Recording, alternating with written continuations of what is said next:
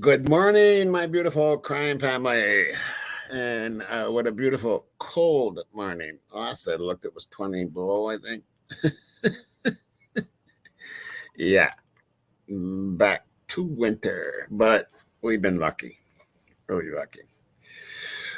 So, how's everybody doing this morning? This is going to be an interesting one because this might explain why they don't want to give up certain things. Um, yeah, I'm going to do the short version of it. Uh, is what I'm going to do. First, I want to get to a little bit here, though.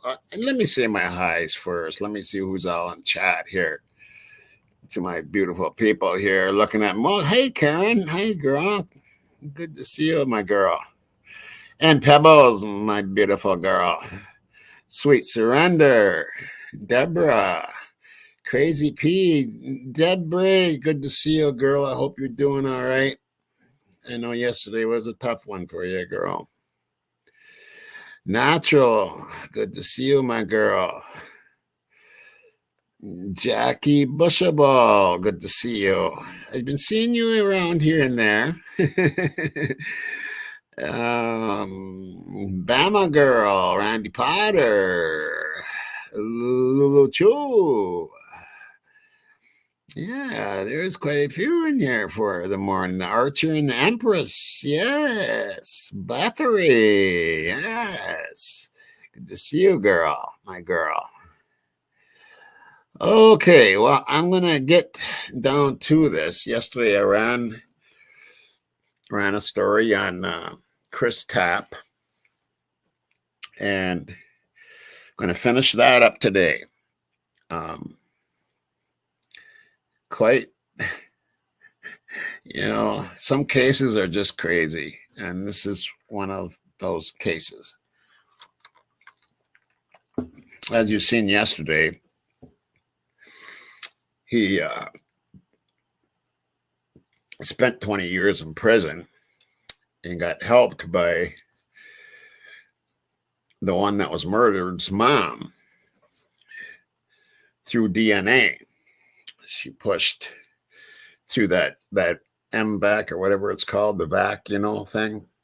And well, then he won an $11.7 million lawsuit and against the police department in the city and whatever. And then last October 29th, the police get a call, 911 call, and they go to this resort or a hotel or whatever in Las Vegas, and Chris is there, and he's been hit in the head with a blunt force trauma, and he lasted a week, and then he passed away. Well, now it's been listed as murder. So, very interesting case here. But there's more interesting things to this when it comes to the DNA. But anyway, I'm going to, let me see. Which one do I got to share first here? I'll share the video. I'm going to share a quick video here with you. And then we'll go from there. Oh, one thing I did want to say something though. If anybody, sees people talking about, what's going on. It is a bunch of crap. I got a message on here saying to go look at somebody else saying a bunch of crap. You guys all know me, and we've been together a long time. And when I started this, or when I got going on this, it was Rory and I and CJ and Dago, and we had those long shows, like 4 or 5 hour long shows I'm sure you remember those days. And then we go to CJ's channel, we go to Dago's channel. We've talked about everything in this case, unless it's new, unless it's something new. We've already been over it. And I think it's a good thing that people talk about their theories on the case. It keeps your mind open, and instead of having a one-track mind, and you got to look at all aspects of the case. And no, I'm not a guilter.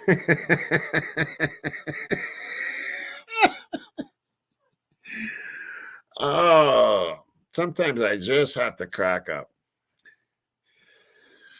Sometimes I have to crack up. But anyway, just know that know who I am, and most of you do, because you're my beautiful crime family. No one's ever gonna take that away. They're just not gonna. They can try as hard as they want. Anyway, I'm gonna run this video. Yeah. Do.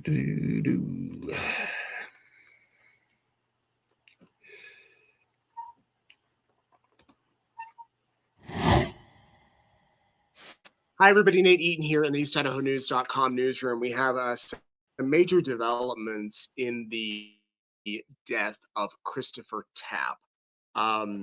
His death is not being considered or being investigated as a homicide. I received a tip a couple of weeks ago about this, and Las Vegas police have officially confirmed that Christopher Tapp's death was ruled, the coroner's office, Clark County Coroner's Office, ruled his death a homicide as a result of blunt force trauma to the head. Now, you might recall that Christopher Tapp died on November 5th. He was in Las Vegas, and at the time we were told he died due to serious head injuries, which was true, sustained in an accident. But the police are now saying that there's more to the story, and I'm just going to read what information they provided to me. On November 22nd, the Las Vegas Metro Police Department Homicide Unit was made aware of a suspicious death that occurred November 29th in the 3000 block of South Las Vegas Boulevard. You know Las Vegas Boulevard, it's the main strip there in Las Vegas.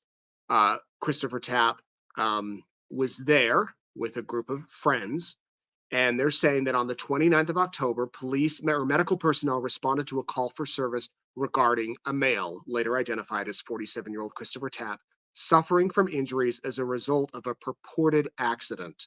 Tapp was transported to the hospital and later pronounced deceased. Through the course of the suspicious death investigation, homicide detectives have learned Tapp was in an altercation inside a room at a resort before being located and transported to the hospital. The Clark County Coroner's Office has since ruled that Tapp's death was a homicide as a result of blunt force trauma to the head. Anyone with information is urged to contact the homicide unit by calling 702-828-3521. And you also can remain anonymous by calling Crime Stoppers 702-385-5555. So the big question is, it's being investigated as a homicide. Who's the suspect? Police aren't saying. They, at least at this moment, they're not saying. There's multiple suspects. If there's one suspect, we don't know at this point publicly. If they even have a suspect, they haven't said. I would assume in most, if not all cases, police know more than they will initially release. But they are saying Christopher Tapp's death was a homicide, according to the coroner. The death was a homicide. It was as a result of blunt force trauma to the head. Well, of course, if you're from Eastern Idaho or have followed this story at all, you know that Christopher Tapp's it's just been a series of almost unbelievable events over the course of his life. When he was 18, or when he was a young man back in 1997, he was convicted for, wrongfully, I should say, for the death and rape of Angie Dodge, an 18-year-old teenager in Idaho Falls, an 18-year-old young woman. He tried multiple times to appeal the conviction. The Innocence Project got involved. The genealogy or genetic DNA was brought in. John Thomas, his local attorney, worked tirelessly to try to exonerate him. The media, Dateline NBC, did several episodes about his story.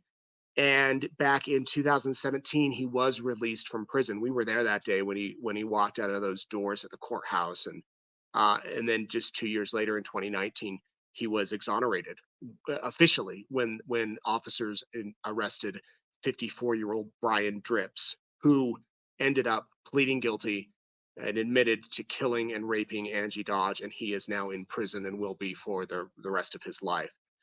And so then TAPP walked free. He was out and he settled with the city of Idaho Falls. I believe he got $11 million, a settlement just a year or two ago. I think it was June or July of 2022. And and then this happens where he dies unexpectedly back in November, just 2 months ago. So that is the latest that we have. We, of course, will continue to stay up on this and bring you the latest developments. And you can watch previous stories, read prior information on eastidahonews.com in our archives. You can go back and watch that. And of course, if there is an arrest in this homicide investigation, or that people of interest are named, whatever else we can find, we will bring those details to you. But for now, reporting in the newsroom, I'm Nate Eden for eastidahonews.com. Thanks for watching. Ashley in Idaho Falls and Pocatello is spreading good news by bringing you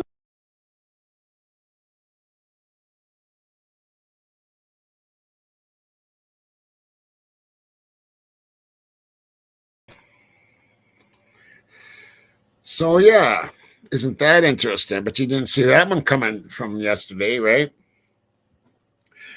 I mean, how sad of a case is this? How sad. You know, the guy spends 20 years in prison for something he didn't do. The mother of the victim helps get him freed and find the right person. He sues for $11.7 million and then gets murdered. Wow. How sad is that? That's just crazy, you know. Now I want to look and see which one I'm going to read here first. Okay, I think I'll do this one. I should have grabbed my glasses. Why do I always forget my glasses? Oh boy. Hold on a second while I go grab my glasses here.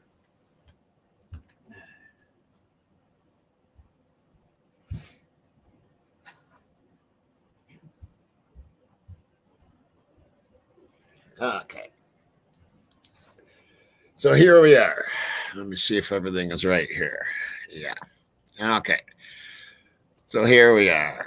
Brian Lee Drips Sr. was arrested on May 15, 2019 and charged with the 1996 murder of 18-year-old Angie Dodge in Idaho Falls, Idaho.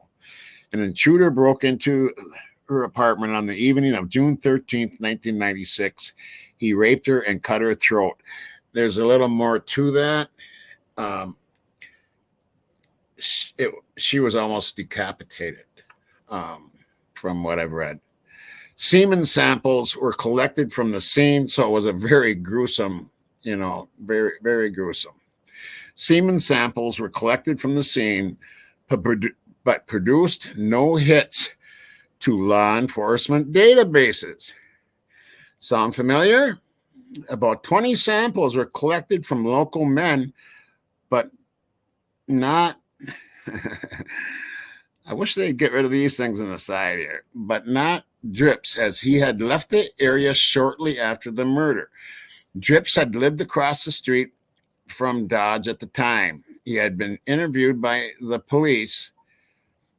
And this isn't the one I should be reading, but okay, we're right into Drips. He had been interviewed by police, but he told them that he had been drinking heavily that evening and could remember nothing. Semen was found on Dodge's legs and clothing. The FGG investigation was conducted by Parabon Nanolabs. The initial confirmation was made through police surveillance, followed by the surreptitious sampling, that's how you pronounce it, sampling of a discarded cigarette butt discarded by Drips. Drips confessed to the crime when confronted with the DNA evidence. He stated to police that he did not mean to kill her, just to hold a knife to her throat. He thought she was still alive when he left. Oh, whatever. She was almost decapitated. Whatever, dude. His case is pending in Bonneville District Court. This case is also notable as it involved the wrongful conviction of Chris TAPP, who spent 20 years in prison for the murder after a false confession. Police had used coercive interview tactics that are now known to produce false confessions. His DNA sample was taken, and he was found to be excluded as a contributor to the crime scene DNA. He was found to be excluded as a contributor to the crime scene DNA. This did not assist TAPP. However, as he had told police that he did not sexually assault Dodge, but he was with two men who did. TAPP was exonerated with the help of the Idaho Innocence Project and with the support of Angie's mom, Carol Dodge, who was eager to find the truth about her daughter's murder. This case has also gained a good deal of notoriety for being the case in which Michael Usry, that's a different name, was identified as a possible suspect through YSTR profile matched through what was then Sorensen database.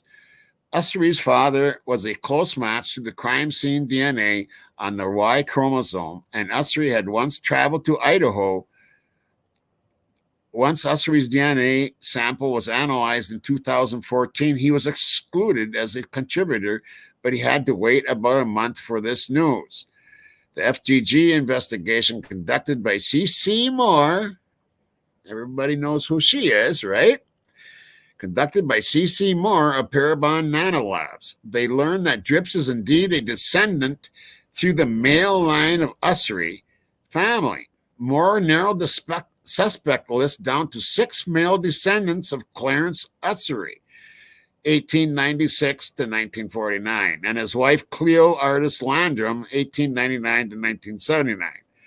Police conducted surveillance and surreptitious sampling of a wad of chewing tobacco from Wendell Usry, but his DNA was excluded as being a contributor to the crime scene DNA.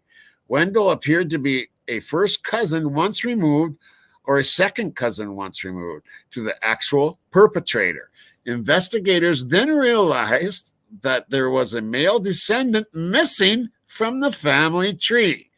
This led them to discover that Brian Drips' mother had divorced and remarried when Brian was very young, and he was raised under the stepfather's name, Drips, and not his father's name, which had been Usry.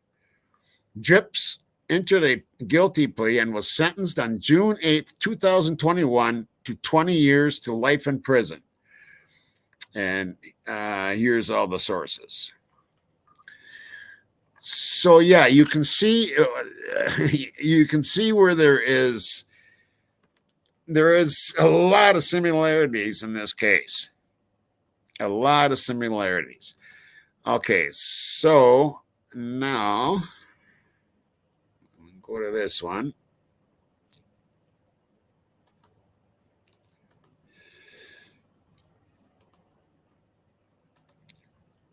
All right. Here we are, right from Fruity Pebbles. Clarence Usry, 1896, I already said that, and his wife, Cleo Landrum. Police conducted surveillance and surreptitious sampling of a wide... Oh, do we already read this? This looks like something I already read. Yeah, that's already something I read. Okay. Anyway, so you can see what And I'm going to read you kind of a short version of this, just to kind of help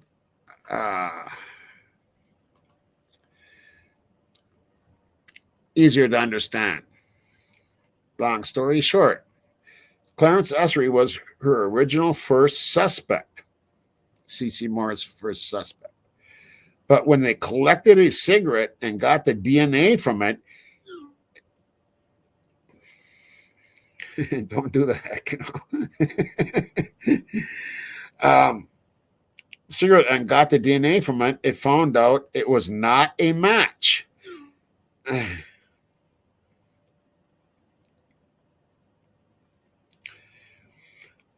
Yeah, the first suspect from the IgG was wrong. That's the bottom line here, is it was wrong. Here, let me read you this. So let me collected a cigarette and got the DNA from it.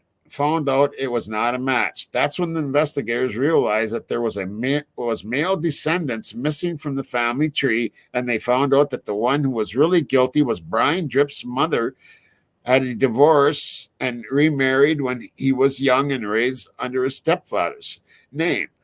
However, they found out that Clarence and Brian were actually blood brothers. They were wrong. C.C. Moore was wrong. Their first suspect from IgG was wrong. Is this the kind of stuff they're trying to hide? Is this the kind of stuff they're trying to hide? You know, it's got to make you wonder a little bit, right?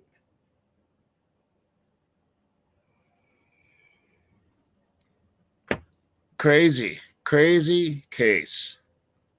These look stupid in glasses, in reading glasses. Yeah, that's they're trying to hide things, and again, Ann Taylor yesterday filed her 11th. She wants more evidence that they got, and they're not handing it over. Crazy. And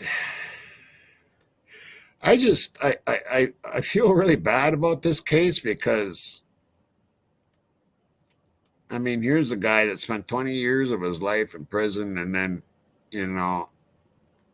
all the work they did to get him out, and even the victim's mother helps him get out, and they find the right man. But the DNA was wrong. It was wrong. That's huge, people. That's really huge, and I have a feeling because this case has been brought to light at this. Sometimes things are just meant to be. You know what I'm saying? The timing of everything. And this coming out now that it's opened up it's going to be opening up eyes on this. And I guarantee you, Ann Taylor's going to be looking at this. Because here you got C.C. Moore. You have a wrong DNA. Guy spends 20 years in prison. Is that what's going to happen to Brian? Is that what's going to happen to Brian? I hope she does a good job. I really do. We've done all we can do by sending stuff off. We've done all we can do. Some people say, well, it's, we got to fight and we're doing it because for justice and everything. Well, what are they going to do? They haven't done nothing but read a bunch of stuff. We're at least behind the scenes trying hard to get things seen. And I think this is going to help. I think this case might actually help Brian's case. Yeah. Anyway, let me say some more highs. I haven't slept yet. I'm sure you all know that. Cheers. Mornings, it's orange juice, not cherry juice or ginger ale. It's orange juice. Okay, who's all there? Angela Hall. Hello there. Hello, wake up. 1984. Geez, I don't know if I was awake in 1984. I was probably drunk somewhere. 84, and probably playing somewhere. Yvette, good to see you. Beth D, good to see you. Aunt Clara, good to see you, girl. American Princess. Sweet Surrender, I think I said hi before. I'm not sure, but if not, hello, girl. And yeah, I'm hoping you all have an awesome day. And in this crime community,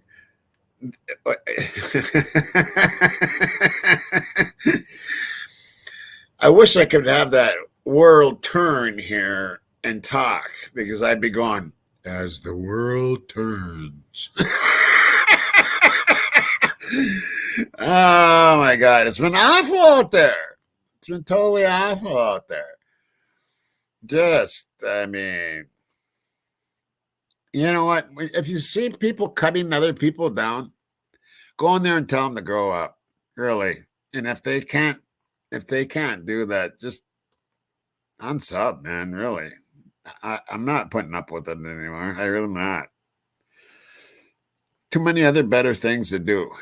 And with cases like this going on, that might actually help Brian, possibly, maybe, you know. I'm not saying it is. I'm saying it possibly can. Yeah. So anyway, like I was saying, let me look here. Let me look. Where are you?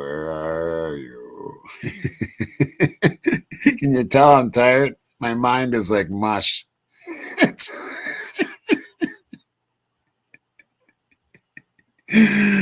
Oh, I need sleep. Until next time, rock and roll until the end.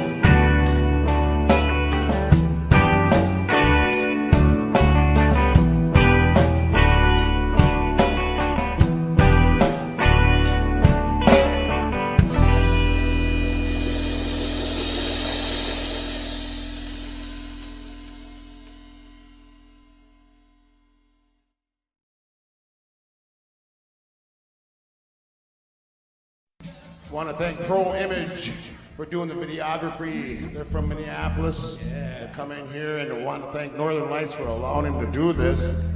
Absolutely. Well, thank you guys for coming out to see us. And we are Ghost.